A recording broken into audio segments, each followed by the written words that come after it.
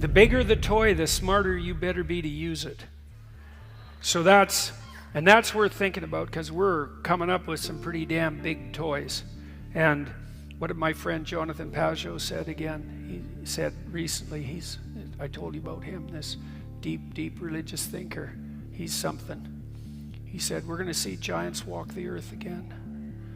And you think, well, what does that mean? It's like, well, we're already androids, you know. Already. When you're on Twitter, you're an android. Well, why? Well, you know, there are lots of trolls on Twitter. Sometimes I'm one of them, by the way. But I'm not an anonymous troll. So I take my lumps, let's say. Well, I started calling the trolls troll demons. And I had a reason for that. And the reason is, you know, maybe you're some resentful character who's a coward, and you're Machiavellian and narcissistic and psychopathic and sadistic, because that's actually the hallmarks of anonymous trolls, and that's been studied very well by people who study the so-called dark tetrad of personality traits. I interviewed this guy, Del Paulus, who's the head researcher among the dark, and it's clearly the case that the anonymous denigrating trolls are psychopathic, Machiavellian, narcissistic sadists. And maybe not right to the clinical point, but... And so you think you got this resentful, you know, underground character who's carping away on Twitter, trying to do nothing but cause trouble, who's also anonymous, and he's bitter, and he wants to hurt people, and he likes to hurt people, which is what lulz means, right? I'm doing it for the lulz, means I'm doing it because I positively delight in the production of human misery. And you think, if you just met that guy, you wouldn't give him a half a second of your time. In fact, you wouldn't even meet him, because he's cowering in his mother's basement covered with Cheeto dust under the covers, you know, and he's just, there's nothing to him at all except bitterness and spite. But now you multiply him 10 million times and you make him electronic, and that's an android. And that's what happens every time he posts something on Twitter. He's already a human-machine hybrid, and he's a human super intelligent connected machine hybrid. And so that means all his pathology is multiplied immensely by our technological might.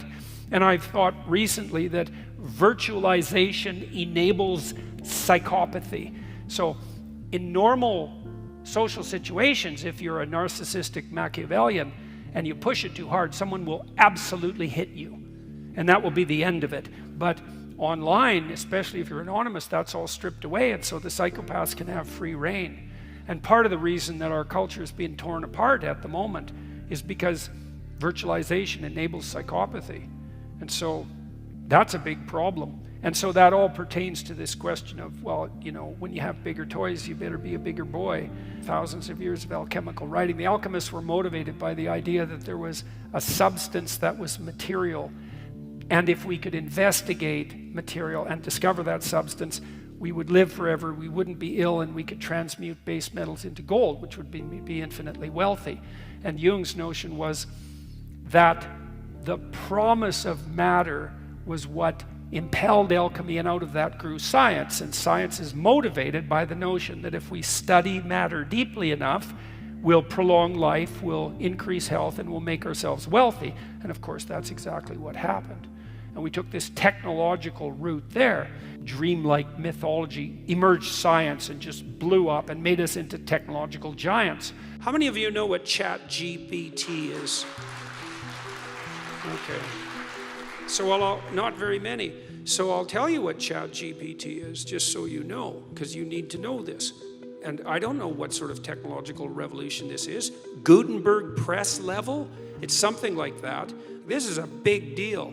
So this AI system, it's a general language processing model, was released about a week and a half ago. And I went and interacted with it. It's an AI system, artificial intelligence system. It basically is trained on, well, a massive corpus of spoken or of text. So it's derived its models of the world from the analysis of human speech, essentially. It isn't using real world data yet, but that will be happening certainly within the next year. So, and ChatGPT analyzes a very large corpus of text, and that corpus is growing all the time. Now, it's already sophisticated enough. I went on to it last week and I said, okay, some of you know I've written these books, 12 Rules for Life, and then Beyond Order, 12 more rules, because, you know, you can't have enough rules. And I asked it, this is what I asked it to do. I said, write me an essay that's a 13th rule for Beyond Order, written in a style that combines the King James Bible with the Tao Te Ching. That's pretty difficult to pull off, you know. Any one of those things is hard. The intersection of all three, that's impossible. Well, it wrote it in about 3 seconds, 4 pages long, and it isn't obvious to me, for better or worse, that I would be able to tell that I didn't write it. Right, and okay, and that's pretty impressive, although, you know, maybe not its relationship to what I've written, but the fact that it could do that grammatically perfectly, right, and quite impressive philosophically. I also had it write an essay on the intersection between the Taoist version of ethical morality and the ethics that are outlined in the Sermon on the Mount, which it just nailed, got that dead right, brilliant. Again, it took it about 3 seconds. There was a computer engineer who purported to work for Tesla. He asked ChatGPT, he said, look, I work for Elon Musk, but I haven't been doing much for the last week, so I need you to write me 10 bullet points about what I probably would have done as a engineer at Twitter. What 10 things did I do last week that were productive and valuable? And, oh, if you don't mind, write me the accompanying computer code that goes with each project. And it did that too, 3 seconds, and the computer code works. You think we're powerful now, man. You wait till the AI giant starts to stroll around the earth, and that's coming. Like, you will absolutely see that in your lifetime. You'll probably see it in the next 2 or 3 years, because that technology is moving so quickly that even those who are on top of it can't keep up. So, and I would say we better get our act together, because we could make this world quite the heavenly place, but there's a lot more pathways to hell than there are to heaven. And you know, by the time World War II hit, we were pretty damn technologically powerful. We could take out a lot of the world in a very short period of time, but that was nothing compared to what we can do now. So we're really at a crossroads. We could have everything we could dream of if we were careful, but we could have a nightmare beyond contemplation if we're not. And so I would say this is all on you, right? Because also, as we become technologically more powerful, every single individual becomes more powerful. And that means the corruption of the individual starts to become more and more a world destabilizing force. Well, obviously, right? Because look how connected you are. So how could it be otherwise? Right? Because that connection means your power is multiplied. Obviously, that's what it means. And that means your sins are multiplied. Really? Now, we already know people who studied totalitarian states with any degree of depth figured out 40 years ago that a totalitarian state can only thrive if every single person in the state lies. Solzhenitsyn claim was one man who stops lying can bring down a tyranny, which he did, by the way. Now, not alone, you know, Reagan had something to do with that, and so did the Pope at that time, and a variety of other people as well, but they were the 3 cardinal individuals. And so, you know, you look out there in the world and you see the giants marching towards you and you think, well, what can I do? And the answer is, bloody well, get your act together, because here it comes, boys and girls, and you better be prepared. So, you know, and also, not just for your own sake, but for the sake of everyone. What did Dostoevsky say? Everyone is responsible not only for what they do, but for what everyone else does. And that's an insane thing to say, but Dostoevsky was an insane genius, and with heavy emphasis on the genius. And it's very weird to understand that the world might be constituted so that everything that you do matters so much that it also affects everything everyone else does, but that is how the world's constituted, and that's a hell of a burden to take on, and a very frightening realization. You know, it's enough to make you psychotic if it comes upon you unawares. You know, people who become manic, they get some sense of the potential of their reach, but it comes upon them involuntarily and it just destroys them. They're too close to God. That's a good way of thinking about it. They've flown too close to the sun. The sun's still there and you need it. But you can definitely fly too close to it.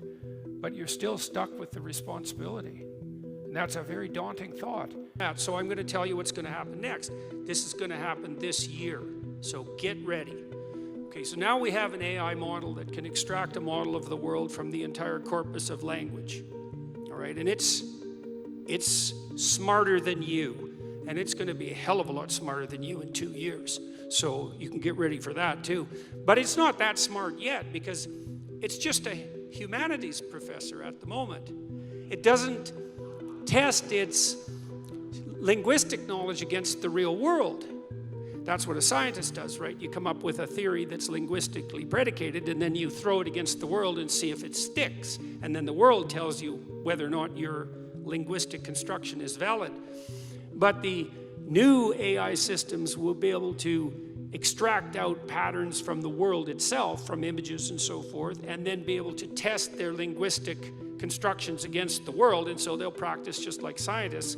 And the most advanced models are going to use text and image and action as well, because they'll be able to model human action. And all of that's going to come down the pipes within the next year. So hang on to your hats, ladies and gentlemen, because what did my friend Jonathan Pajot say? Giants are going to walk the earth once more. And we're going to live through that, maybe. So anyways, well, we'll see. I mean, Elon Musk, one of the things he's working on, he thinks that the world will be controlled by whoever produces the most functional AI system the fastest, because there'll be a first mover advantage.